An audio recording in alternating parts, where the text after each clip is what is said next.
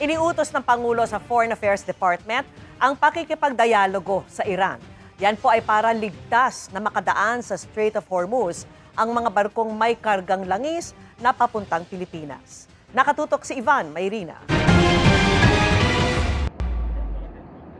Dahil kontrolado ng Iran ang Strait of Hormuz, na kritikal na daanan ng mga inaangkat na langis mula sa mga bansa sa Middle East, iniutosan ng Pangulo sa Foreign Affairs Department na makipag-high-level discussion sa Iran para sa ligtas sa pagdaan ng mga barkong may dalang langis papuntang Pilipinas. Napag-usapan na yan sa meeting ng Uplift, ang komiting binuo para ibsan ang epekto ng krisis sa langis na pinangungunahan mismo ng Pangulo.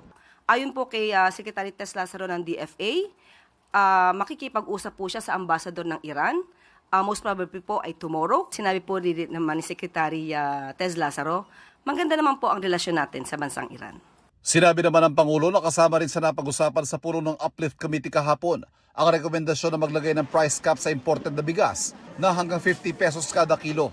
Maglalabas na raw siya ng executive order o formal na kautusan para maipatupad ito. Inaabangan na rin ang magiging pasya ng Pangulo ukol sa pagsuspindi sa excise tax sa langis na magpapababa sa presyo ng diesel ng 6 na piso at 10 piso naman sa gasolina. Sa ngayon, patuloy ang pagkalap ng supply ng Energy Department.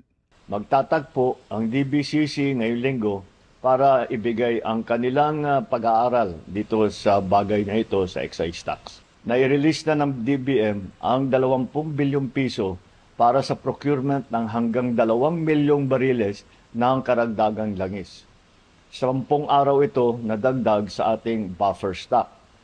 Sa ngayon, may 51 days tayo na supply dito sa bansa. Ang Pangulo, tuloy umano magtatrabaho ngayong Semana Santa habang nasa Ilocos Norte. At dahil Holy Week, may ipagdarasal naman si Palace Press Officer Claire Castro, ang mga basher at mga kritiko ng gobyerno. Ang basher po ngayon, sinasabi natin, pang sariling interes.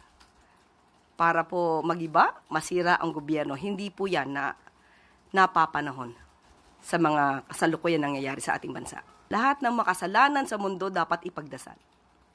Kasabay ng pagharap sa krisis sa langis, siniguro ng palasyo na hindi nakakalimutan ng administrasyon ang usapin ng katiwalian.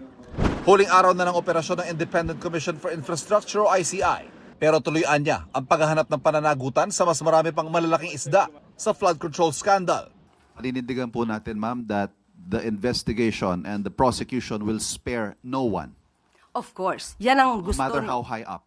Definitely. Kahit sino pa yan, kung meron kinalaman, may ebidensya, hindi puro pa media. Marami po kasi nagdadrama sa media. Ang kailangan natin dito, ebidensya. Ivan Mayrina, nakatutok, 24 oras.